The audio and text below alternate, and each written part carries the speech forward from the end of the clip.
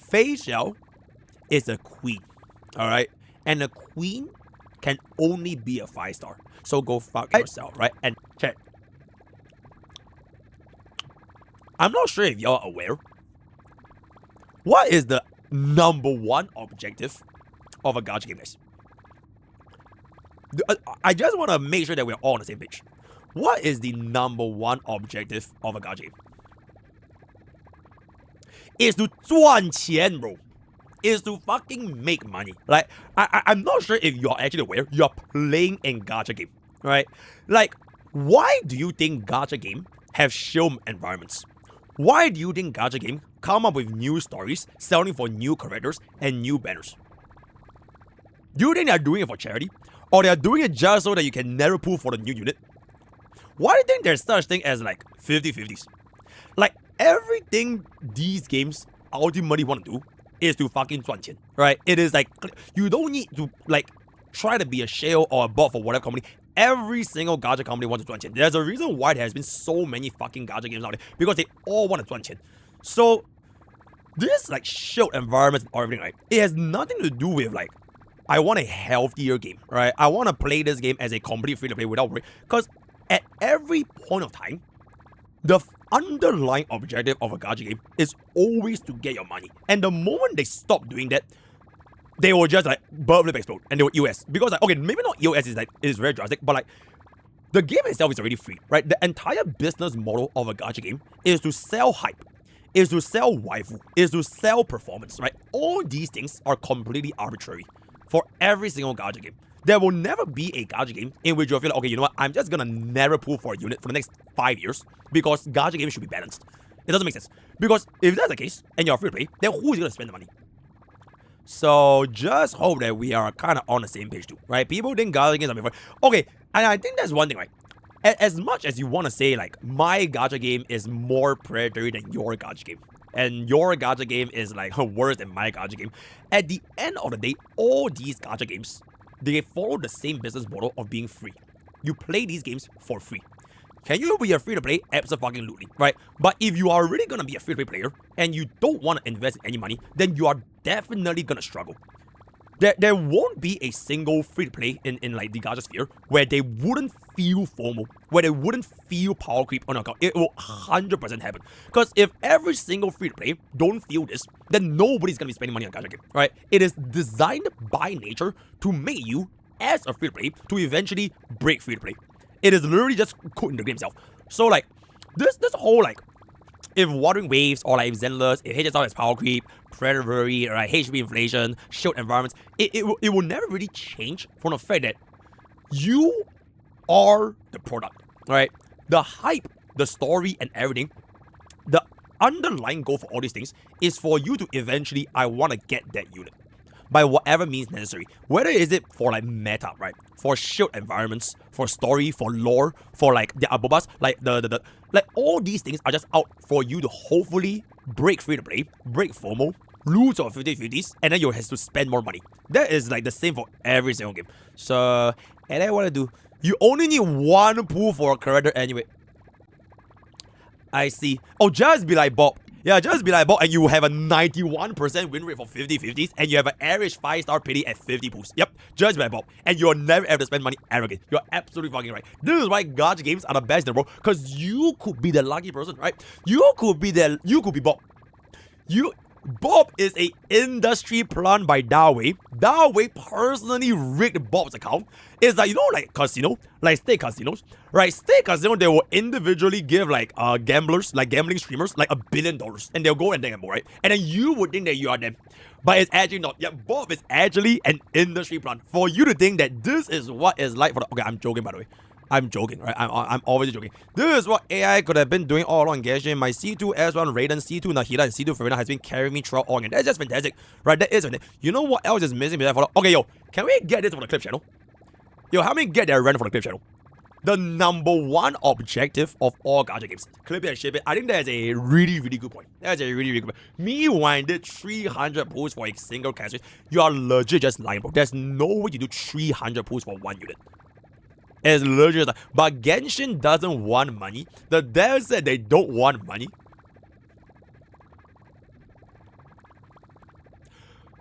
Okay, do you know the context of Genshin saying that? If I'm not mistaken, right, the context of the Genshin devs saying they don't want money is because they don't want to make like more skins. And they were saying like, why not just make like more skins and like more of these like cosmetic items because you will literally just sell. I think that is the context. Correct me if I'm wrong though. Correct me if I'm wrong. I'm not too involved. I think people kind of just thought that Genshin Impact as a gacha game company don't want to generate revenue as a business model, when I think they were referring to essentially cosmetics. That's why like, oh man, you don't even want to earn money. It's a little bit like HSR, right? Like HSR don't want money because they don't sell enough skins. Like why do they only have like one skin every other 10 years? And when they actually have the skin, is for like Firefly. You know what I'm saying? So yeah. They're just lazy. Okay, yeah. Genshin Impact, they should work harder so they can earn more money. Whales are ruining everything about it. Okay, yo, Vixer. Hell nah, bro. Bro, whales in the gacha game are the only reason why gacha games can be the way they are. Whales would never ruin gacha games because the business model capitalizes on the whales. If you don't have whales in a gacha game, right, that slams like $2,000 for a single unit, the game will just collapse.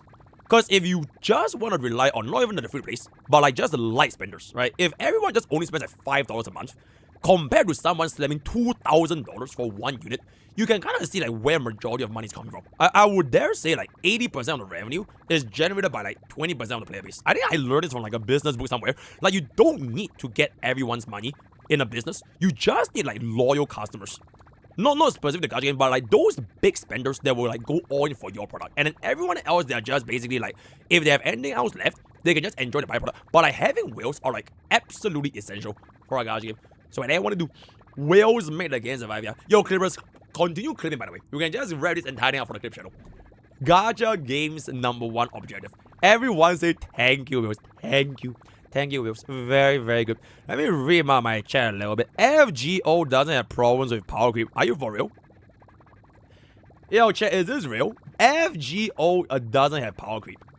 If this is factual, say thank you, FGO. Thank you, FGO, for not having power. Because the last time I heard something about FGO is that their pity is like 5,000 boosts or some shit. So, and I what to do? Oh, that's one guy. Oh, I got one guy. Oh shit, my bad. Power creep exists. Shit. That's a fucking... They have power grid, but every unit can be used. Chat, do you think is there a gacha game that doesn't have power creep? Is there a gacha game out there that doesn't have power creep?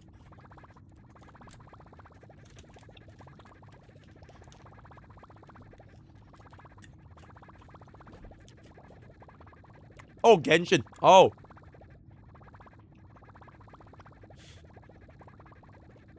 Brown does too.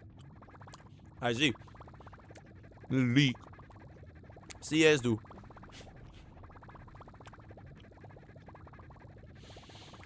Wuthering Waves doesn't have power creep. Players said that on Twitter. What? Exceptional. Exceptional. What? What? Project Sekai Bang Dream Life Idol Master. I heard that one of those games went EOS. I can't remember. I think it was like Love Live or something. They went EOS. Punishing Grey Raven, they focus you on getting on all the art left, and the 4 stars can get a job done. Okay, I feel like this is a pretty good point. Like this point, right? There is this thought process of power creep's existence being challenged by whether or not you can clear with 4 stars. Right? Like, I think I've seen this sentiment a lot, especially in Zenless Zone 0 and Wuthering Waves. More so for these two communities. So, like, I think the example they give, right, is that, okay, if my 4 star can still clear this endgame content, therefore there's no power creep. If XYZ can clear with a solo dungeon, there's no power creep. If I can solo clear with GA version 1.0 DPS, or like if I can solo clear with like Billy or like Ellen, there's no power creep. Because if I can still clear with them older units, then where's the power creep? Because I can still clear. I feel like this, at the end of the day, it is unfortunately just a fallacy. It is a fallacy rooted by itself because the abilities for an older unit to clear endgame content, it wouldn't affect the changes in the environment that you will face in a gacha game. So what I mean is that endgame environments in these kind of like modern gacha games, right? I'm not talking about PvE gacha games, but like for all PvE gacha games, it is ultimately you yourself against the AI. It's you yourself against the developers, and it's up to the developers' intention to make these environments change and shell for newer units. Now, can you clear with older units? Whether or not that is possible for you as a player, it's entirely up to you. Some might even say it's scale issue, right? I think this is like a super common topic, right? If you can clear in Zenless Zone 0, then you are good at the game. And then if you can't clear with, let's just say, an Allen, right? If you can't clear with Soldier 11, if you can't clear with Senbi, you have skill issue, right? There's no power, you have skill issue, right? It is almost at the same sentiment with Honkai Star Rail, right? If you can clear with Sela, then there's no power creep, right? Then if you cannot clear with Sela or like Jingyuan, then you have skill issue, which is like it's almost like a common topic that all the elitists in all the gacha games, it's just particularly more in Zenless as well as Wuthering Waves, because like, it's more action and based, it's more mechanical inputs, right? And like this really just doesn't hold, because I think the best way I can think about it, right, is like if you were like drive a car, right? Let's just say you drive an older car, right? Like a race car, right? If this car was made back in the 1990s, right? Unk car, you drive like a super old car, it was able to clear the racetrack back then because you were competing with other 1990s Unk cars, alright?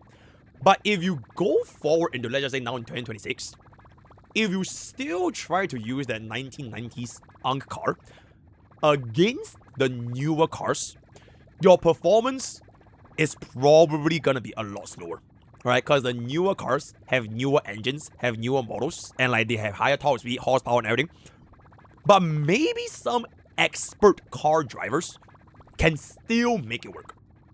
It's like the max verse button, like the F1, like if you're gonna be an elite F1 driver, you could have the driving skills to still make an old car outbeat those new cars if the new cars are driven by casuals. Then are you gonna say that this old car driven by an expert pilot will be a proof that there's no power creep in cars? No. Like definitively speaking, that new car is better than the old car. It is. That is the definition of power creep. It's just whether or not the players there can use this excuse called skill issue to express that, okay, this is gonna be no power creep. My 1990s car is still better than the 2025 car or 2026 car, therefore there's no power creep, which just doesn't make sense. And if you translate it into gacha game terms, you could say that, okay, I zero cycle with Sela, I zero cycle with Jiyan, right? I zero cycle with Allen, compared to a casual player that's running like a Void Hunter, or they are running like a Carter Tia, and they are clearing like 3 stars or 2 stars because they are casual. You can't just say that just because you, as the expert player, you are the god amongst men among these gacha games, because you had the ability to make those impressive clears, it doesn't prove that the newer units are not power creeping the old ones, right? So I think that is the best example. I mean, feel free to disagree though. That has been my philosophy when it comes to power creep for all these counties. I would say that Azure Lane is probably the best gacha system. They provide enough pools to pull every new unit, and you can even buy skin directly. Okay, Sena clips. To my knowledge, Azure Lane is not a game. It's just there to sell L2D skins so you can goon. The gameplay is you staring at the screen. So I don't really know about it. I hear ya, so I'm getting the question is, are these games making tasteful power creep? I have no idea why it's tasteful power creep. Society is also power creep. Oh, absolutely. Yeah, everything in real life is power creep. Everything is power creep. It's not just in gacha games. So yeah, do you think Eidolons are way more important than in other gacha games?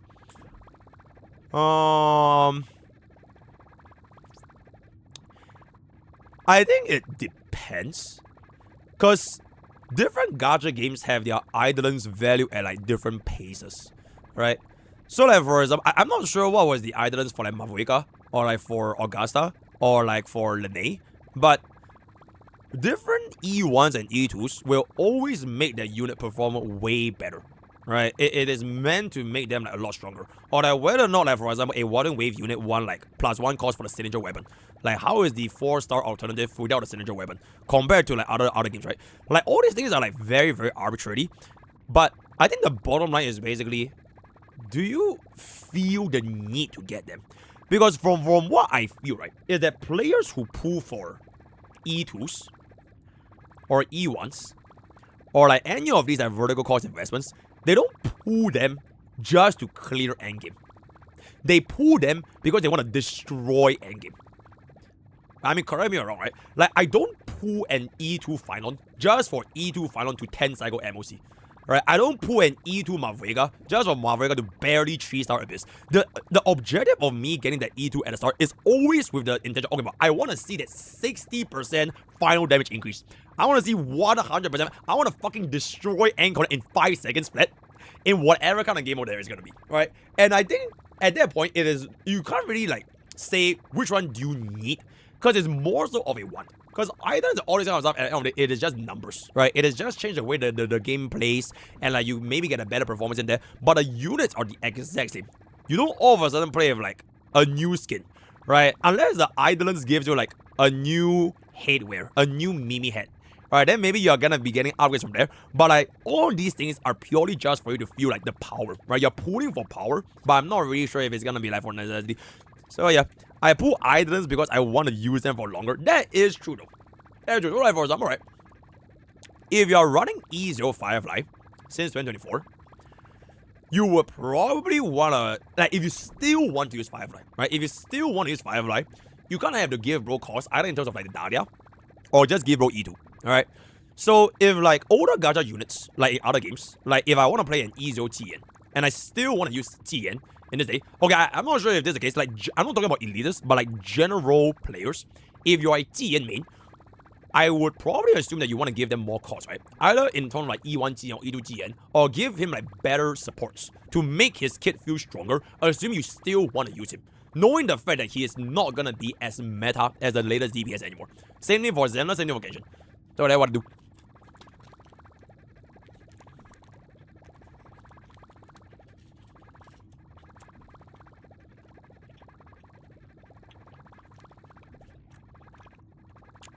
Giving meta or strong characters missions of weeks or 1-2 months. I have no fucking idea what I'm saying, bro. What is that sound? Is the Bleach OST, which frankly speaking, this song is kind of mid. So and I want to have. Arknights is the best example for me for low power creep. At least I can still use standard 6 stars on launch. A 4-star is the best SP Vanguard. And the better you... Okay, Choto Mate. Explain this to me in HSR terms. Alright? Explain to me in HSR language. I don't know what the fuck is a Vanguard, a endgame option, alright, and all that kind of stuff. Yep. Explain this in HSR logic.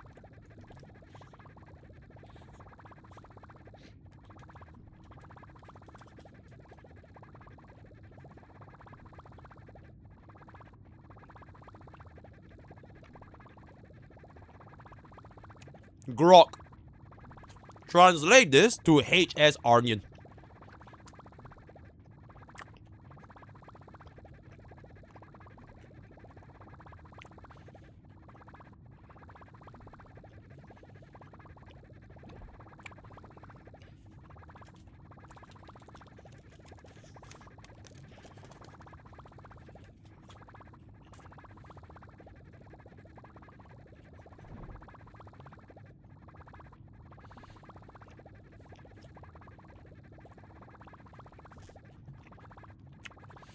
Okay, it will be like Ting Yun is still best for energy 7 years later. Holy. You still sometimes want Bronya Bailu Himiko, and there are no stupid turbulences designed for the banner, but actual mechanics. So there are no shield environments in Arknights. Is that how it works? Like, there's no such thing as, oh, if you're gonna be from the Mimo Sprite class and you summon Mimo Sprite, you do 500% more damage. Oh, there are no shield environments. Ooh. Ooh, that is pretty interesting. The copies low-key do not feel that important, to be fair. Okay. Yeah, maybe one day we'll try Arknights. I'm just waiting for them to get a PC client. Then I'll try it. I mean, they already make Anvil, right? I'm sure the same fucking company can make like a PC port eventually one day. Bro, even Grand Blue Fantasy has a PC port now, so it's kind of weird. Anomaly has shows as well. I see. Okay, interesting insight, Joe Marty. Thank you. Okay, chat. Frankly speaking, I'm just using this opportunity to stall because I want to finish my burrito. Once I finish my burrito, then I'll take a look into the A-box shells here. Now you can yap among yourselves. Alright, yo, help me clip up this entire thing. Gacha games have one objective. And then see you guys on the clip channel. Bye-bye.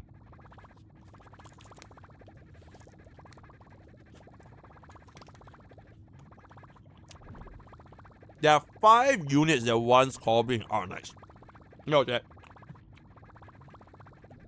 Speaking about units that once copies, they also try out this game. Star Savior. Not sponsored, by the way. This was all me. Right, this was all me. I am the only author for this entire tier list. Me, myself, and I. Bro, Star Savior, guys. Holy, this do be a crazy ass fucking game. The tier restart 2.0. Absolutely. It's coming to a cinema near you. Coming to a cinema. Yo, Ash is bae. Thank you so much for the 8 months. Thank you. Yay. The best part is, I'm legit not sponsored. I'm literally not sponsored. I made this entire thing for $3.99. Nobody paid me to do this. Every single one of this image, every single one of the unit analysis, I did them all by myself with $0.99 free. For free, bro. So that's how you know I fucking love this game, bro. You have coomed your last coom, my man.